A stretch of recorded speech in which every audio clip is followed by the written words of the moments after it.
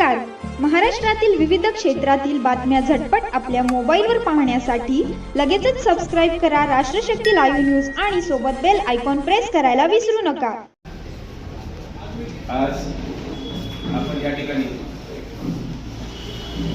महाराष्ट्रातील पत्रकार दिनानिमित्त आपण जमले आहोत. सर्वप्रथम माझ्या सर्व पत्रकार बंधूंना व येथे उपस्थित असलेल्या ज्येष्ठ पत्रकार व्यासपीठावरील उपस्थित इतर मान्यवर, त्याचबरोबर आजच्या या छान अशा कार्यक्रमाचे आयोजन करणारे आयोजक मंडळी व माझ्या समोर येथे बसलेले सगळे पत्रकार बांधव, सगळ्यांना आजच्या या पत्रकार दिनानिमित्त हार्दिक शुभेच्छा.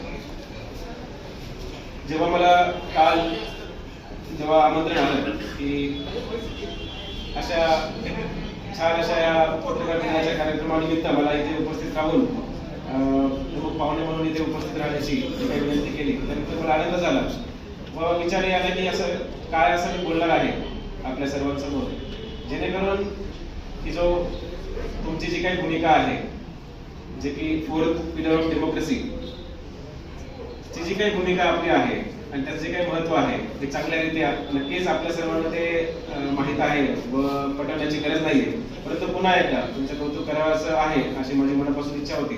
त्याचमुळे जे काही एक दोन माझे आतापर्यंतचे जे काही कार्यकाळामध्ये जे काही अनुभव आले ते आपल्या समोर शेअर करणार आहे. तर नक्कीच आतापर्यंत माझं जे काही करिअर झालं त्यामध्ये एक मला समजून आलं महत्वाची गोष्ट म्हणजे की पत्रकारिता म्हणजे हा एक काही व्यवसाय नव्हे, तर ही एक सामाजिक जबाबदारी आहे जी आपल्या सर्वांना पार पाडायची आहे. जे काही वंचित आहेत, जे काही असे सामान्य नागरिक आहेत, जे काही असे व्यक्ती आहेत, पीडित आहेत, ज्यांच्यावर प्रशासनाचं दुर्लक्ष असेल किंवा कधी कधी काही लोकवल्स असतात, कधी कधी ते त्यांच्या काही अडी अडचणी असतात त्या समोर येत नाहीत, त्यांच्या जे काही समस्या असतात आणि अडचणी असतात त्यांना योग्यरित्या प्रशासनासमोर ठेवण्याचं मला माहिती आहे की पत्रकारांची अनेक कामे आहेत, त्यापैकी एक सगळ्यात महत्त्वाचं काम मला हे वाटतं की त्यांचे जे काही अडी अडचणी आहेत, समस्या आहेत त्या प्रशासनासमोर किंवा इतर जे काही रिस्पेक्टिव्ह डिपार्टमेंट्स आहेत त्यांच्यासमोर ठेवून त्या काही समस्या आहेत त्या समोर आणणे हे सगळ्यात महत्त्वाचं काम आहे. हे चांगल्यारीत्या आपण सर्व करत आहोत. आणि जसं आता सांगितलं की डिपार्टमेंट्स आहेत, प्रशासन आहे, त्यातलाच एक प्रशासनाचा भाग जे पोलीस प्रशासन आहे त्याचं मी एक अधिकारी आहे आणि पंढरपूर सारख्या विठ्ठलाच्या चरणी पहिली पोस्टिंग मिळणे हे खरंच सौभाग्याची गोष्ट मला मनापासून वाटते. कारण कसं असतं, नक्कीच करिअर असतं, जॉब असतो, सगळ्यांना माहित आहे. UPSC मध्ये सिलेक्ट झालं, खरं म्हणजे माझ्या आयुष्यामध्ये खूप सारे असे प्रसंग आले जेणेकरून मला जेव्हावरती आधी विश्वास नव्हता, परंतु हळूहळू असं वाटायला लागले की नाही, काहीतरी एक there is a force which is governing all of us, आणि तेच सगळं हे अलाइन करत आलेलं आहे. एक थिअरी आहे अलाइनमेंट थिअरी, मला माहित आहे की आपल्या काही लोकांना ती त्याच्याबद्दल याद असेलच ती थिअरी. तर तसं म्हटलं जातं की जर तुम्ही प्रबळ इच्छेने जिद्द चिकाटी ठेवून जर तुम्ही कुठली अशी मागणी जर केली किंवा विनंती जर केली, देवाला नव्हे तर स्वतःला करत असेल किंवा इतरच्या फोर्सला करत असेल, आणि त्यासाठी तुम्ही जर कठोर परिश्रम घेतले तर नक्कीच जे काही युनिव्हर्स आहे, जी काही आपली शक्ती आहे ती त्या दिशेने तुमचे सगळे जे काही पॅरामीटर्स असतात, इतर तुमचे घटक असतात, त्यांना त्या तुमच्या इच्छेचे अनुसरून त्यांना ते अलाइन करण्यासाठी काम करत असतात आणि कुठेतरी जाऊन काही काळापर्यंत तुम्हाला ते यश मिळत असतं. आणि सुदैवाने UPSC सारख्या जे काही जगात सगळ्यात कठीण परीक्षांमध्ये त्याची गणना होते, अशी या परीक्षेमध्ये मला पहिल्याच प्रयत्नात यश मिळालं तर आहेच, रँक आला, त्याचबरोबर IPS सारखी सर्व्हिसही मिळाली आणि त्याच्या पलीकडे जाऊन महाराष्ट्र सारखं केडरही मिळालं आणि त्याच्या पलीकडे पहिली पोस्टिंग या विठुरायाच्या चरणी मला मिळाली. नक्कीच फार छान वाटतं, फार आनंद वाटतो. याच्यापेक्षा जास्त सुख मला वाटत नाही की कुठे कोणा व्यक्तीला माझ्या इतकं सुखी कोणी आता असेल असं मला नक्कीच वाटत. तर हे सांगायचा उद्देश हेच होतं की आपण सगळे झटत आहोत. जेव्हा अभ्यासाचा जो काळ होता तेव्हा मनात विचारायचा की चला सिव्हिल सर्व्हिस का करायची, UPSC का करायची, कशासाठी आपण हा अट्टहास धरायचा. कशासाठी आपण 10, 12, 14 तास दिवसाचे अभ्यास करायचे.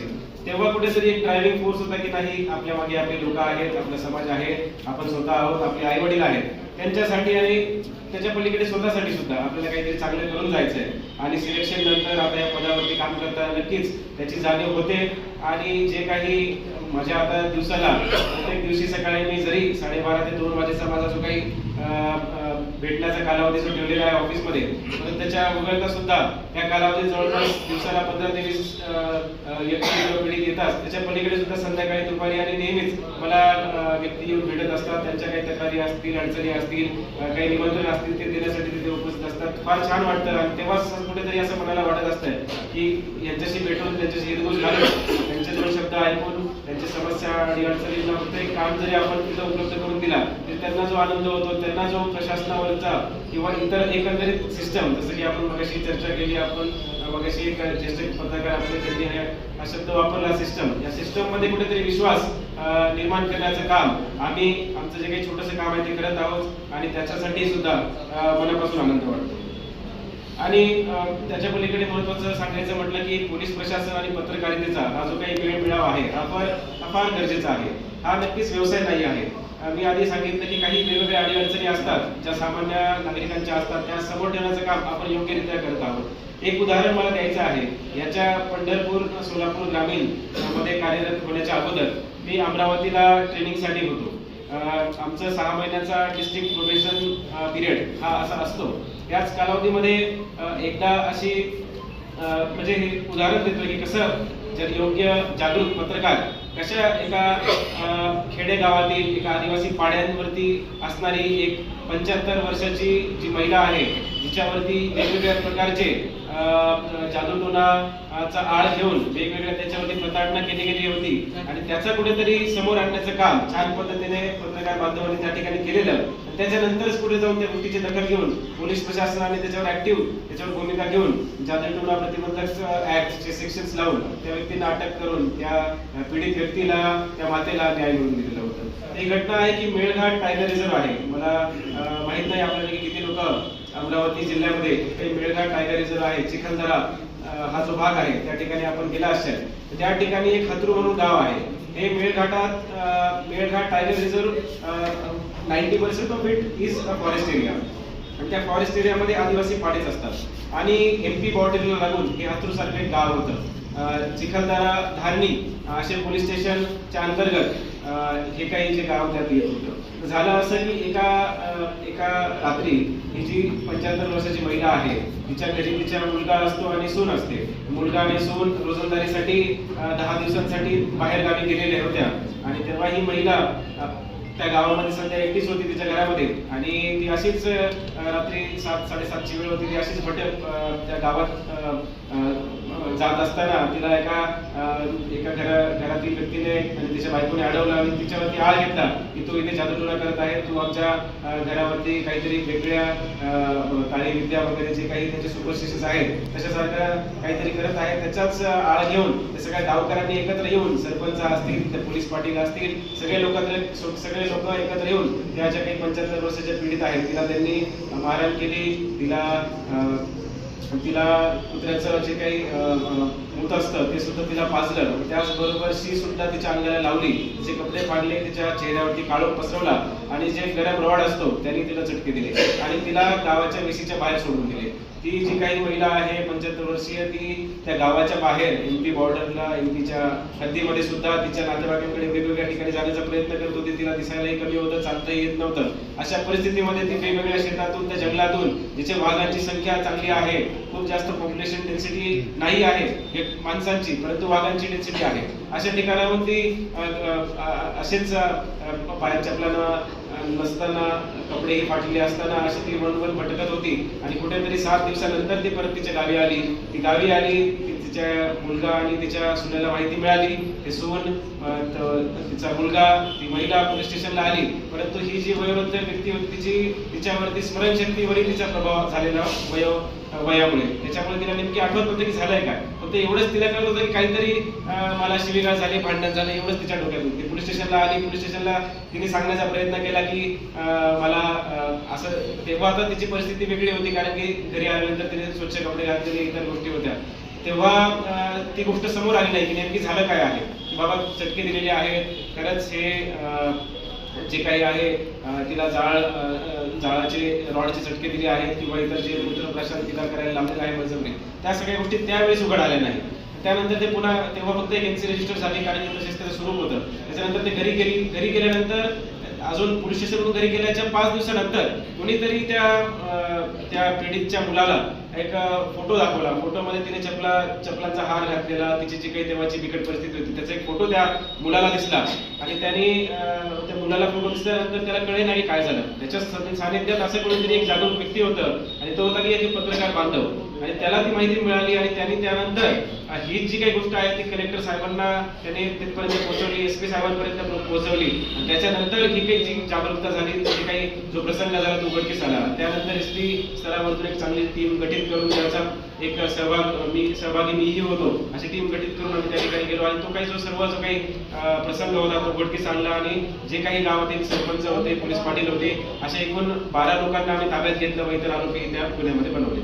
हे एक असं एक उदाहरण मला आवर्जून आज द्यावंसं वाटलं की कसं एक जागरूक पत्रकार आणि एक अवेअर सिटीजन्स अशा दोघांचं त्याचबरोबर प्रशासनाचं एक जे ताळमेळ जर चांगल्या पद्धतीने झालं तर आपण एका आदिवासी दुर्गम भागातील एका पीडितेला, एखाद्या व्यक्तीला सुद्धा आपण चांगल्या पद्धतीने न्याय देण्यामध्ये सक्षम होऊ शकतो. याचंच एक उदाहरण होतं. आता आजकालचं जग आपल्या सर्वांना माहित आहे, मोबाईलचं जग आहे, सोशल मीडियाचं जग आहे. आजकाल रुमर्स फार लवकर पसरतात. रुमर्सचाच जर विचार केला तर 2 गोष्टी असतात, एक असतं मिसइन्फॉर्मेशन आणि दुसरं असतं डिसइन्फॉर्मेशन. नक्कीच आपल्या सगळ्या बांधवांना याचा अर्थ माहिती असेल, पण पुन्हा एकदा मला रिपीट करावं असं वाटतो की मिसइन्फॉर्मेशन आणि डिसइन्फॉर्मेशन मध्ये फार फरक आहे. मिसइन्फॉर्मेशन म्हणजे आपल्याला न कळत एखादी चुकीची गोष्ट आपल्याकडून दुसऱ्या व्यक्तीला सांगितली जाते, त्याला म्हणतात मिसइन्फॉर्मेशन. दुसरं असतं डिसइन्फॉर्मेशन. डिसइन्फॉर्मेशन म्हणजे काय की तुम्हाला माहित आहे की ती गोष्ट खोटी आहे, परंतु तरी सुद्धा तुम्ही जाणूनपूर्वक ती गोष्ट दुसऱ्याला, तिसऱ्याला, चौथ्याला असे पुढे ती गोष्ट फॉरवर्ड करत आहात. तर आजकालचं जग हे मिसइन्फॉर्मेशनच्या पलीकडे जाऊन डिसइन्फॉर्मेशनच्या काळाकडे वळत आहे आणि तिथेच अडचणी सुरू झालेल्या आहेत. वेगवेगळे जे रुमर्स आहेत, वेगवेगळे ज्या प्रोपगेंडा करून काहीतरी गोष्टी, फॅक्ट्स, डेटा, फिगर्स पोहोचवल्या जातात लोकांपर्यंत.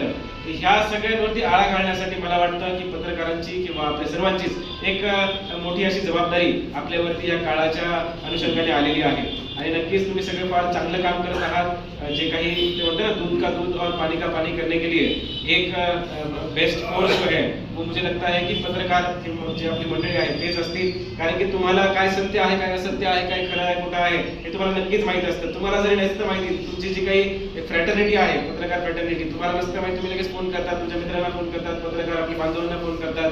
जसं आता साहेबांनी सांगितलं की वेगवेगळे संघ आहेत, तर तुम्ही इथे एकत्रित येऊन हा छान असा कार्यक्रम तुम्ही साजरा करत आहात. तर ती जी काही तुमच्यातली बांधिलकी आहे, जे काही आपापसात जी समजूत आहे, त्याच्याच आधारावरती तुम्ही हे फॅक्ट चेकिंग सारखं मेकॅनिझम मला वाटतं करत राहशाल. आणि मला विनंती आहे की चांगल्या पद्धतीने जे काही व्हेरीफाईड पॉझिटिव्ह न्यूज आहेत, पॉझिटिव्ह म्हणण्यापेक्षा जे ऍक्च्युअल न्यूज आहेत, ऍक्च्युअल फॅक्ट्स आहेत, त्या आपण समोर आणण्याचं काम केलं पाहिजे.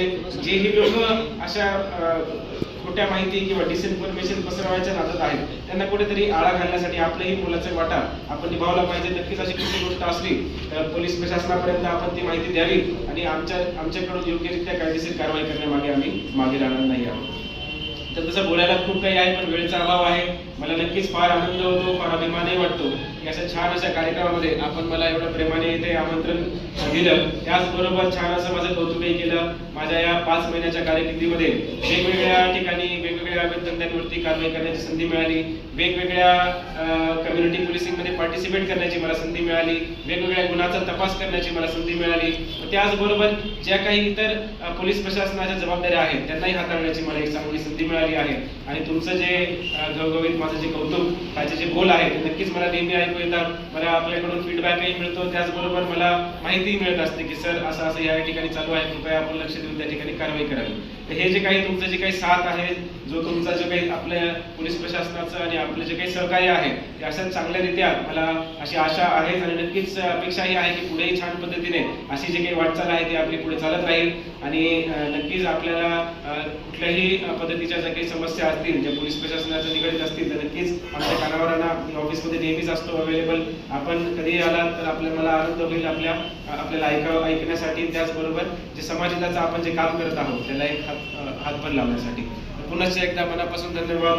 आणि जय हिंद.